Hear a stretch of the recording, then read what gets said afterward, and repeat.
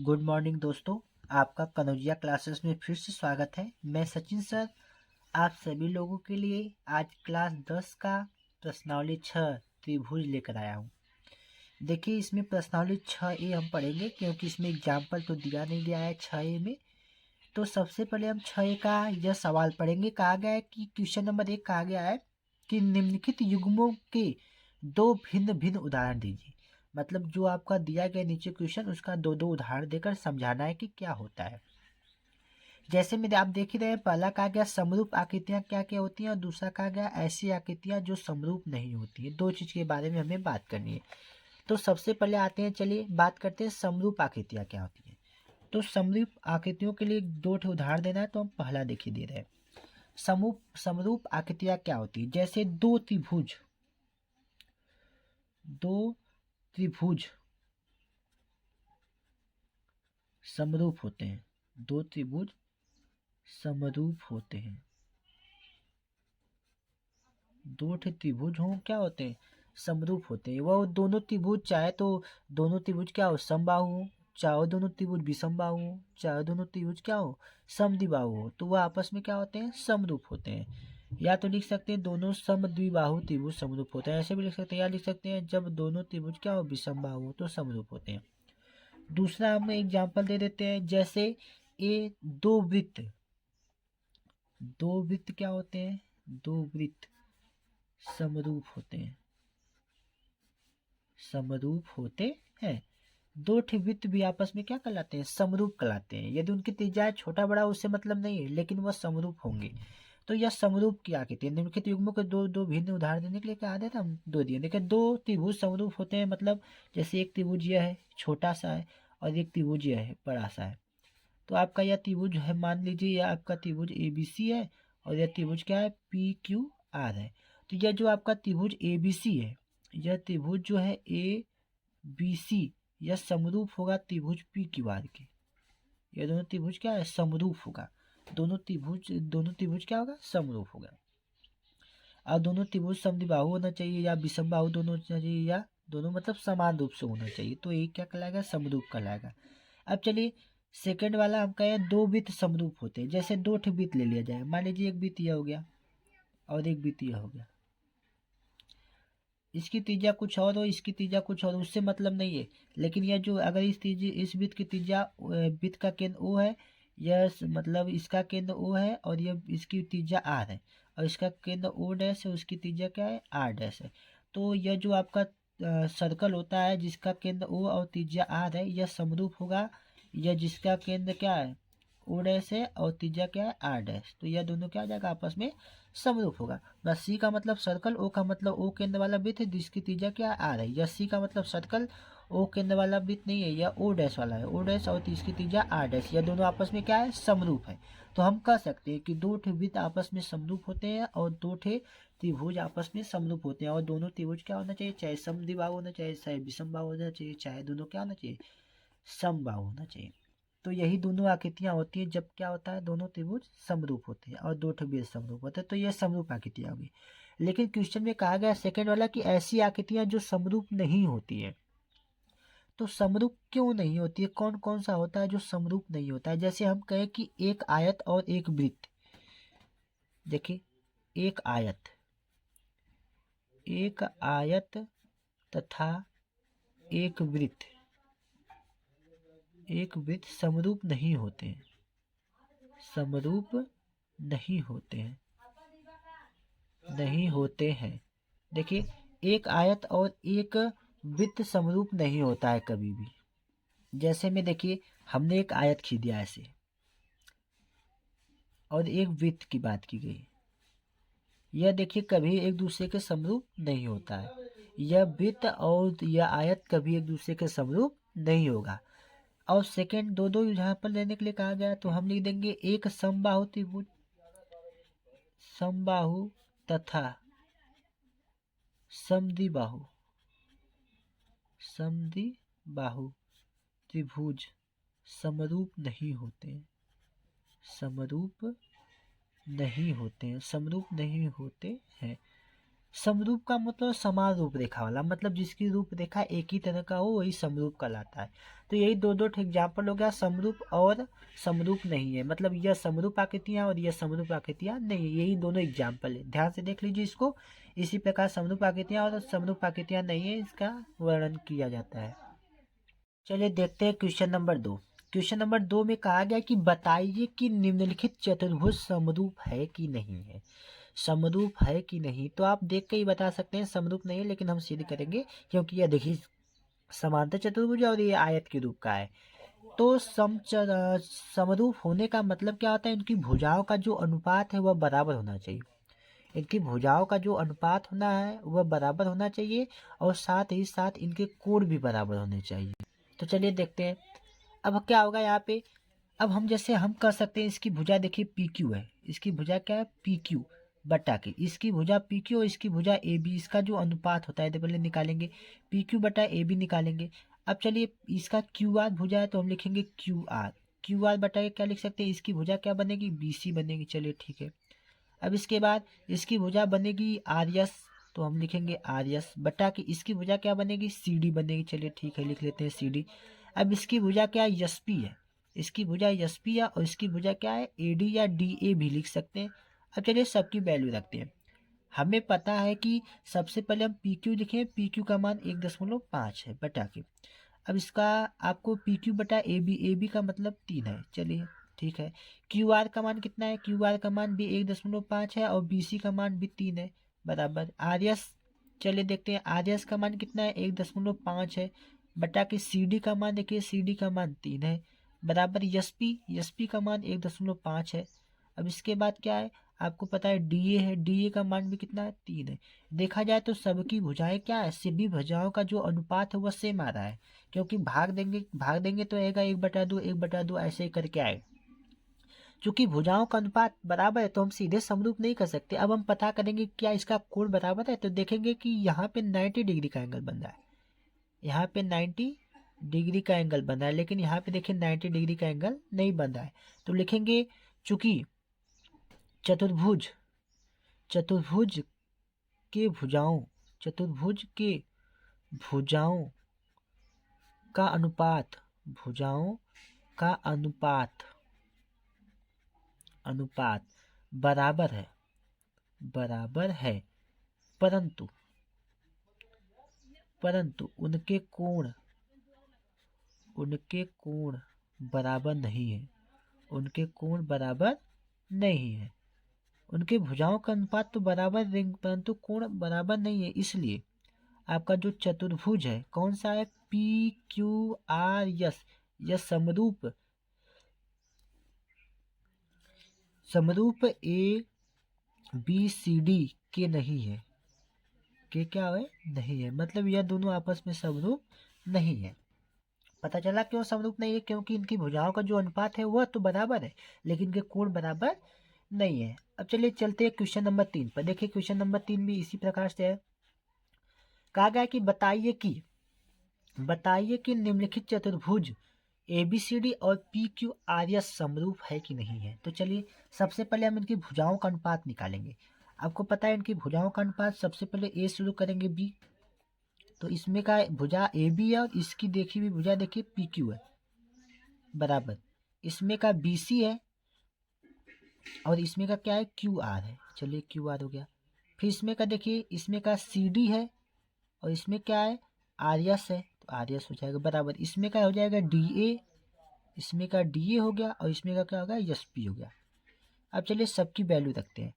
हमें पता है AB का मान 1.5 है, 1.5 बटा के 3.0 का मतलब 3 ही होता है और BC का मान है देखिए 2.5 है, 2.5 और इसका मान कितना है 5.0 मतलब 5 ही होता है बराबर। CD का मान देखिए CD का मान है 2.4, CD का मान 2.4। इसके बाद आपको पता है CD यहाँ पे है C से D तक, तो यहाँ पे क्या होगा R से S तक कितना मान है 4.8 है बराबर। अब चलिए DA के पास, DA कितना है 2.1 है, 2.1। इसके बाद SP का मान देखिए कितना है 4.2 है, 4.2। अब सबको भाग देंगे, यहाँ 10 से गुणा करेंगे तो ऊपर 15 हो जाएगा, नहीं 30 हो जाएगा, तो 1/2 आ जाएगा, 15 कम 15, 15 गुना के 30। यहाँ पे 10 से गुणा करेंगे ऊपर 25 हो जाएगा, नीचे 50, 25 गुना के 50, 1.2। यहाँ 0.1 के स्थान पे 24 दूना के 48 मतलब 1/2 बराबर 21 दूना 42 मतलब 1/2। देखा जाए तो सबकी भुजाओं का अनुपात तो बराबर आ गया।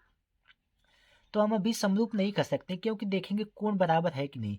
तो देखिए इसका जो कोण है, कोण ए का मान 105 है, यहाँ पे कोण पी का मान 105 है, सही है। यहाँ पे कोण बी का मान 100 है, यहाँ पे कोण क्यू का मान 100 है, सही है। यहाँ पे कोण आर का मान 70 है, यहाँ पे कोण सी का मान 70, सही है। यहाँ पे कोण डी का मान 85 और यहाँ पे कोण डी का मान 85।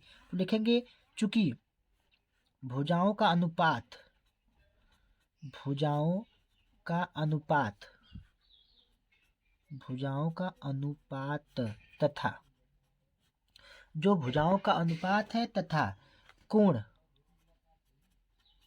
बराबर है, कोण क्या है, बराबर है। इसलिए आपका जो चतुर्भुज कौन सा है, पी क्यू आर या जो चतुर्भुज है वह समरूप हो जाएगा किसके, त्रिभुज ए बी सी डी की। तो इस प्रकार से आपका देखिए समरूप का नियम हो गया। तो कैसे पता चला आपका, भुजाओं का अनुपात के साथ साथ यदि कोण भी बराबर हो तब वह चतुर्भुज या त्रिभुज कुछ भी हो समरूप होता है। यदि वैसी आकृति नहीं है तो समरूप नहीं होगा। भुजाओं के साथ साथ कोण का भी होना आवश्यक है। तो देख लीजिए इसको। चलते हैं हम अगले क्वेश्चन पे।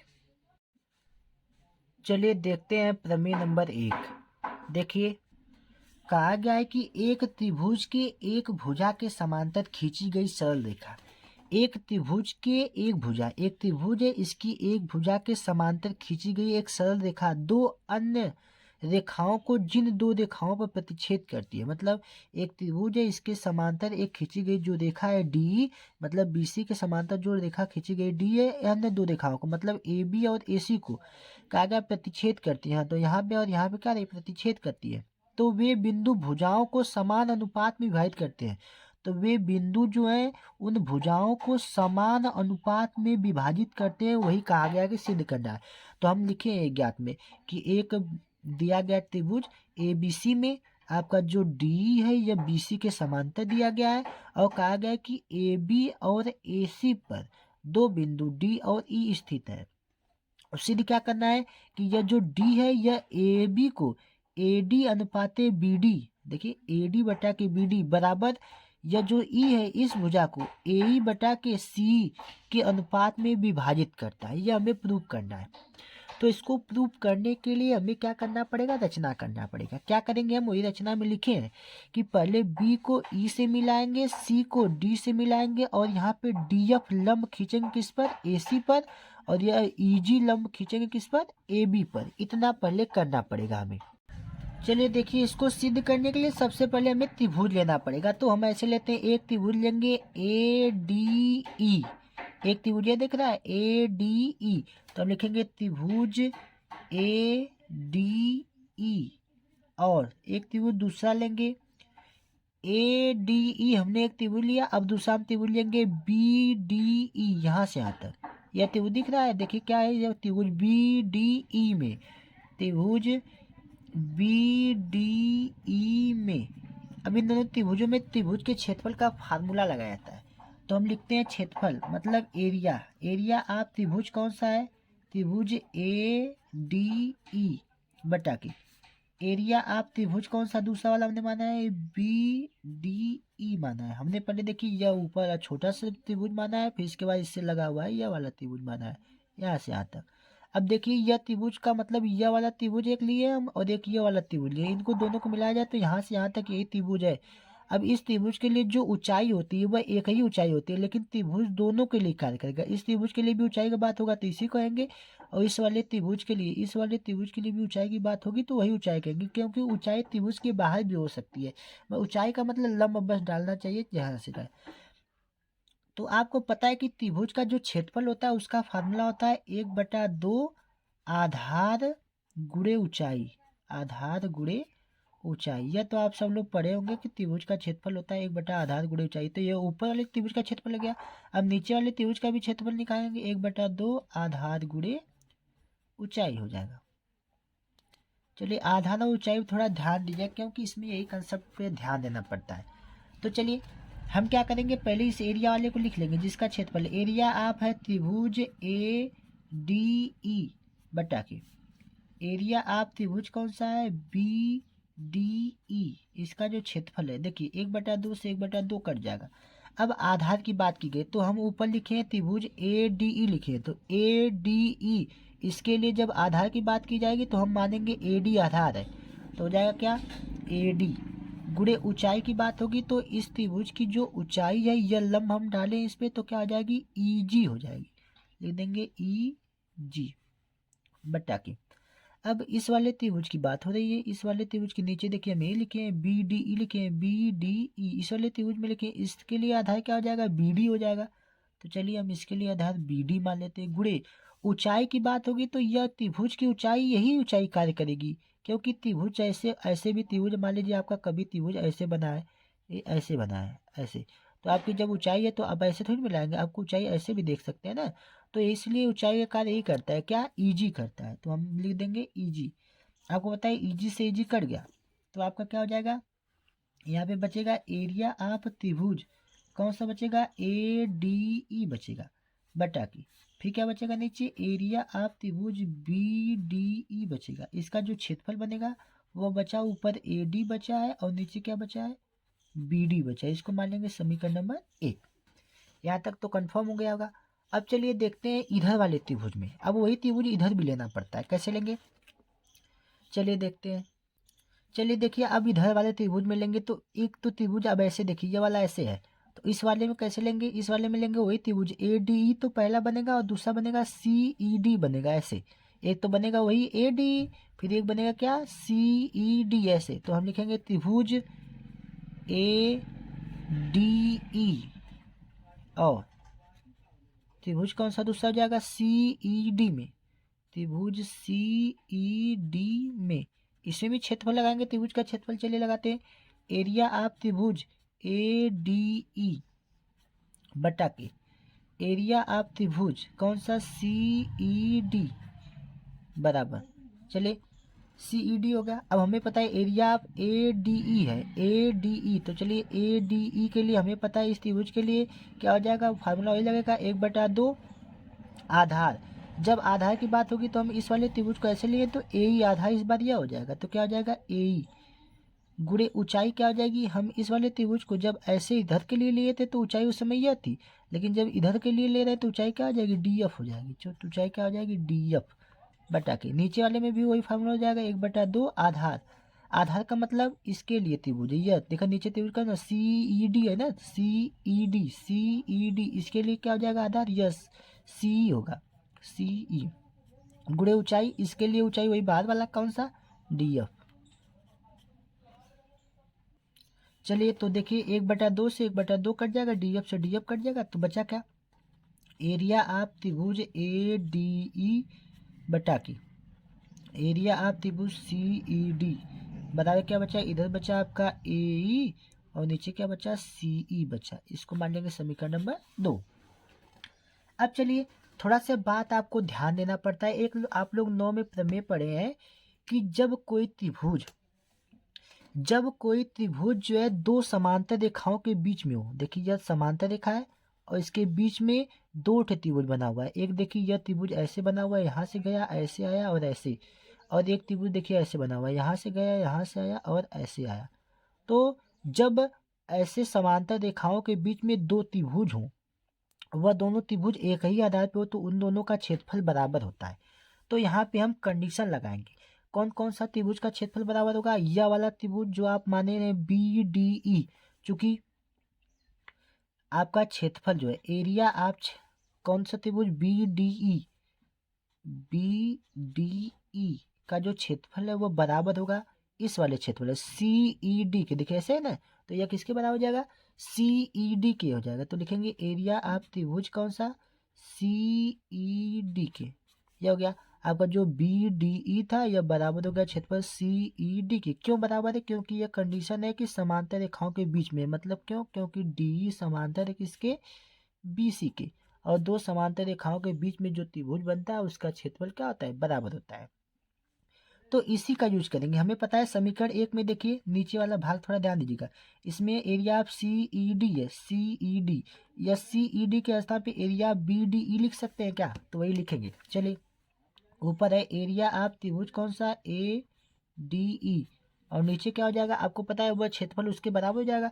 तो हम लिखेंगे ए सी ई डी के स्थान क्या लिख सकते हैं, बी डी ई लिख सकते हैं। तो लिखेंगे एरिया ऑफ त्रिभुज बी डी ई बराबर क्या हो जाएगा, ये वाला तो वही रहेगा, क्या है, ए ई बटा के सी हो जाएगा। इसको मान लेंगे समीकरण नंबर 3 मान लेंगे। अब देखिए आप थोड़ा ध्यान से देखिए, समीकरण 1 और समीकरण 2 से तुलना करेंगे। देखिए समीकरण 1 में area of A D E है और एरिया बी डी ई है। देखिए वही यहाँ पर भी area of A D E है, एरिया बी डी है। जब दोनों का एलएचएस आपस में बराबर दिख रहा है तो क्या दोनों का आरएचएस भी आपस में बराबर हो जाएगा। तो यही हम करेंगे, समीकरण 1 और समीकरण 2 से तुलना करेंगे। ध्यान से देखिए, चलिए हम इसको सॉल्व करेंगे। ध्यान से देखिए, कहा गया कि समीकरण 1 और समीकरण 2 से हम तुलना कर देंगे। अब क्या करेंगे, हम समीकरण 1 और समीकरण 2 से तुलना करेंगे। ध्यान से देखिए, चलिए देखते हैं, करेंगे समीकरण 1 और समीकरण 2 से तुलना करने पर। समीकरण 1 और समीकरण 2 से, समीकरण 3 से, समीकरण 1 और समीकरण 3 से तुलना करने पर, 3 से तुलना करने पर। अब देखा जाए समीकरण 1 और 3 से हम तुलना करेंगे। जब इस समीकरण 1 और इस समीकरण 3 से जब हम तुलना करेंगे तो आपको पता है दोनों का एलएचएस बराबर है, तो दोनों का आरएचएस बराबर हो जाएगा। तो हो जाएगा ए डी बटा के बी डी बराबर, ए डी बटा के बी डी बराबर क्या हो जाएगा, ए ई बटा के सी ई। और देखिए यही हमको प्रूव करना था। देखिए दिखाते हैं, यही देखिए हमें प्रूव करना था। देखिए आपको कहे थे सिद्ध क्या करना था, ए डी बटा के बी डी। देखिए ए डी बटा के बी डी बराबर ए ई बटा के सी, और ये हमारा प्रूफ हो चुका है। यही हमें क्या करना था, प्रूव करना था। परंतु इस कंडीशन से हम एक कंडीशन और लाते हैं, एक कंडीशन हम और फॉलो करते हैं कि आपका यह जो त्रिभुज है, तो आप नियम समझिएगा कि ए डी बटा के बी डी बराबर ए ई बटा के सी कैसे हो गया।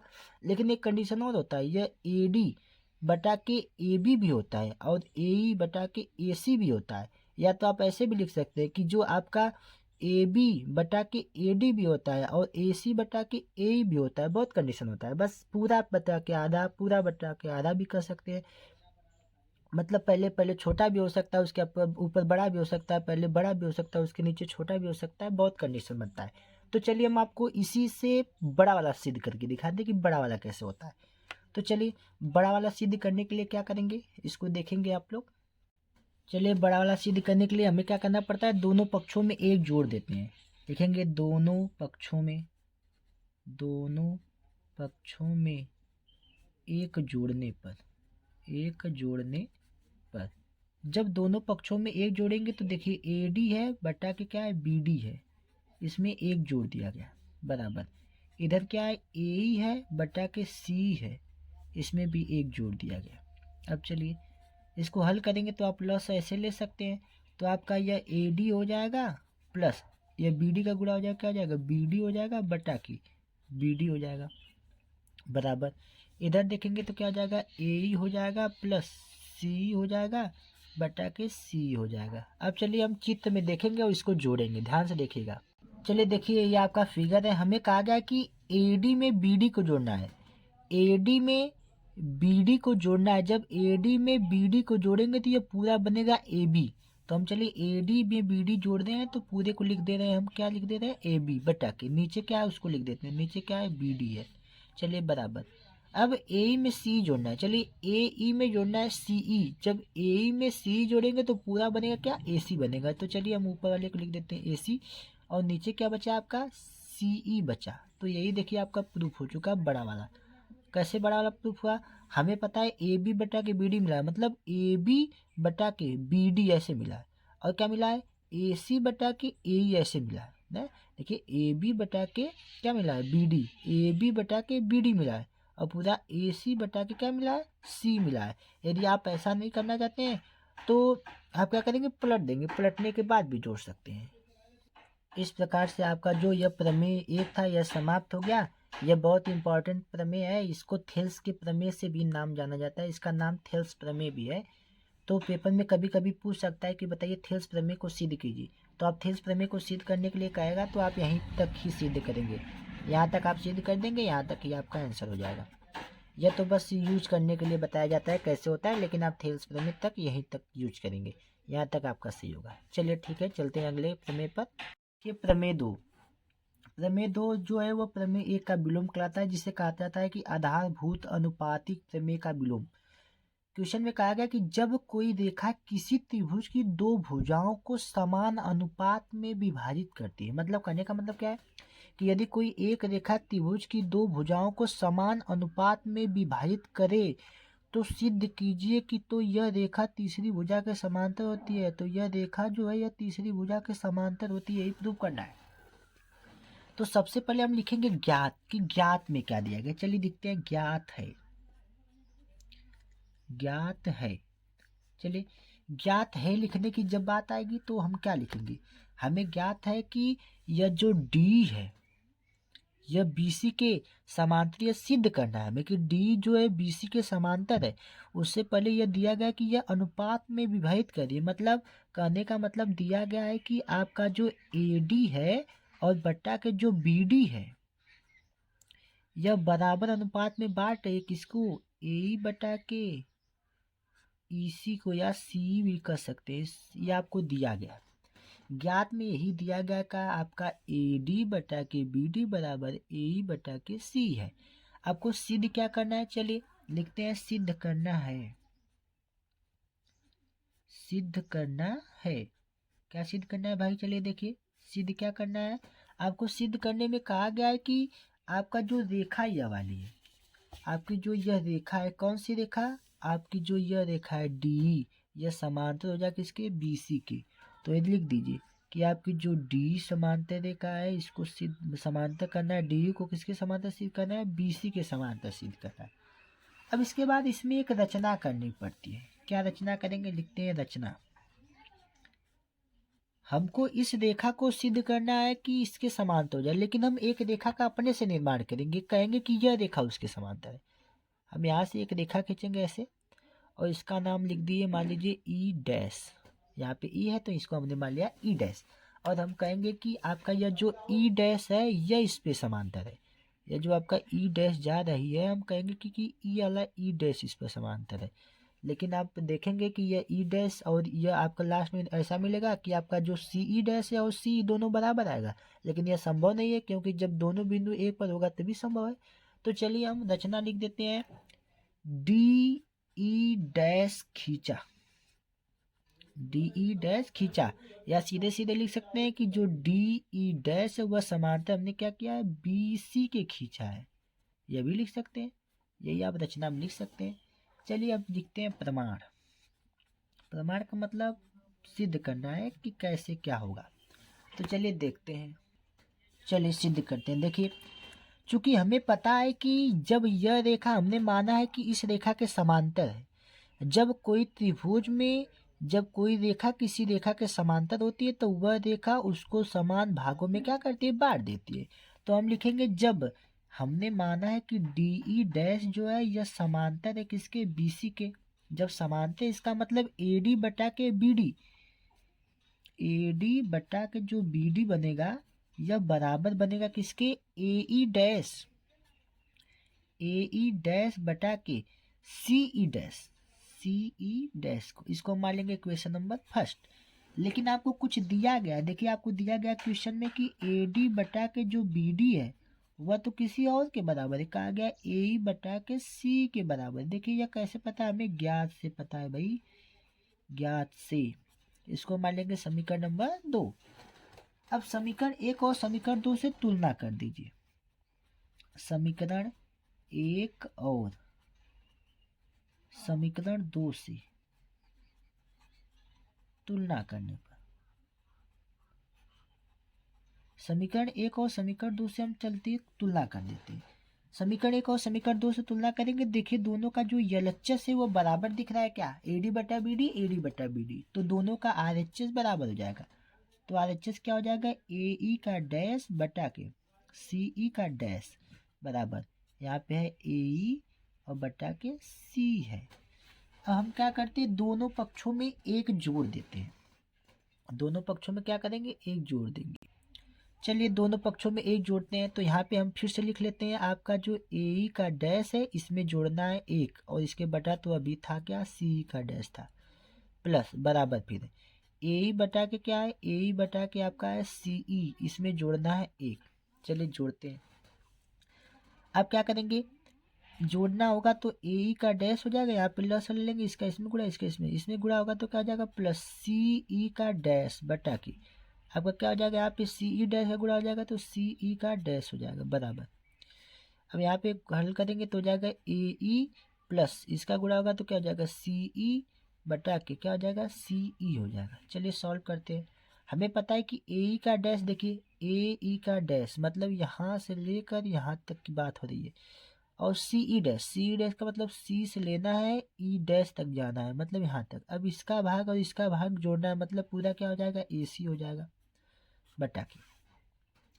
अब यहाँ पे सी ई का डैश है तो लिख देंगे सी का डैश बराबर, यहाँ पे देखिए ए में सी जोड़ना है मतलब ए ई में जोड़ना है सी ई, तो दोनों क्या मिलके हो जाएगा, ए सी हो जाएगा। ऊपर हो गया ए सी बटा के सी हो जाएगा। चूंकि ध्यान से देखिए आपका ए सी बटा के ए सी ऊपर वाला बराबर दिख रहा है, दोनों ऊपर वाला ए सी बटा के ए सी है, इसका मतलब है कि आपका जो सी ई का डैश है वो बराबर हो जाएगा सी के। आप कहना का मतलब कि सी ई का डैश जो यहाँ से लेकर यहाँ तक या सी ई के बराबर है, देखने से तो नहीं लग रहा है, तो यह कब संभव है यह सोचेंगे, लिखेंगे चूंकि यह तभी संभव है, यह तभी संभव है जब ई डैश ई पर स्थित हो, ई पर क्या हो, स्थित हो, और जैसे ही वह ई पर स्थित होगा आपका जो डी है वह समांतर हो जाएगा किसके, बीसी की, और यही आपको सिद्ध करना था।